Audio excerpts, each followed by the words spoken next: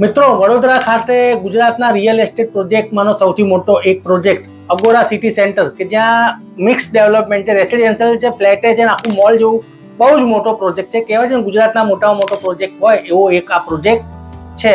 હવે આ પ્રોજેક્ટમાં 2 ફ્લેટ અને 2 દુકાન લેનાર મિલકત ધારકને ₹1,91,91,00,000 ઉપર 9% લેખે વ્યાજ આપવાનો રેરા દ્વારા હુકમ કરવામાં આવ્યો છે. તો આપણે આજે એની વાત કરવી છે.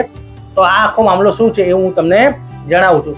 તો મિત્રો, ઘણી વખત એવું થતું હોય છે કે આપણે અંડર કન્સ્ટ્રક્શન પ્રોજેક્ટમાં મિલકતો નોંધાવતા હોઈએ છીએ. એ ફ્લેટ હોય કે દુકાનો હોય કે ઓફિસ હોય કે બંગલો હોય અથવા પ્લોટિંગની સ્કીમ હોય, અને આમાં તમને બાનાખત કરવામાં આવે. તમે 10%થી વધુ રકમ આપી દો તમને બાનાખત કરવામાં આવે છે, અને બાનાખતમાં તારીખ લખેલી હોય છે કે આ તારીખે તમને એનું પોઝેશન આપી દેવામાં આવશે.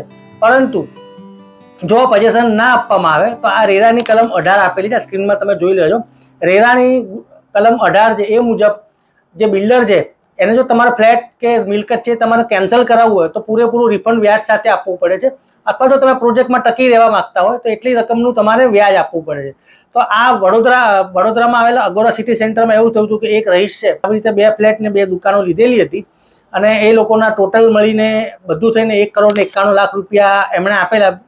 અને 2020માં એમણે આ કરેલું હતું. હું તમને વાંચીને સંભળાવી દઉં. તો આ જે મિલકત ધારક છે એમણે કબજો એકચ્યુઅલી આપવાનો હતો 31/12/2020 પહેલા, પણ આજે 2025 ચાલે છે, એમને કબજો આપ્યો નહોતો. એટલે એમણે રેરામાં ફરિયાદ કરી. એટલે રેરાએ આ જે મિલકત ધારક છે એની તરફેણમાં ચુકાદો આપી અને એવું કીધું કે ભાઈ આ જે મિલકત ધારક છે એને ₹1,91,00,000 એમની ચારેય મિલકતોની કિંમત 9% વ્યાજ ચૂકવવા બિલ્ડર જવાબદાર છે. એટલે એટલું વ્યાજ ચૂકવવું પડશે. એટલે કે ક્યારથી કે જ્યાં સુધી બાનાખતની તારીખ પૂરી થાય છે, એટલે 2020થી લઈ અને કબજો સોંપે ત્યાં સુધી વ્યાજ આપવાનો આદેશ કરવામાં આવે. તો મિત્રો, તમારે પણ આવું થાય કે તમને કોઈ બુકિંગ કરાવ્યું હોય અને તમને બાનાખતમાં કીધું હોય કે આ તારીખથી સુધીમાં તમને કબજો મળી જશે, અને જો એ કબજો આપવામાં નિષ્ફળ જાય તો રેરાની કલમ 18 હેઠળ તમે તમારા વકીલ સાહેબની સલાહ લઈ અને આગળ વધી શકો. હવે આ જ પ્રોજેક્ટમાં બીજા એક કસ્ટમર છે, એ લોકોએ 2 ઓફિસો બુક કરાવી હતી, અને બંને ઓફિસો માટે અનુક્રમે 22 લાખ ને 18 લાખ રૂપિયા આપેલા હતા, કુલ કિંમતના અમુક % પૈસા.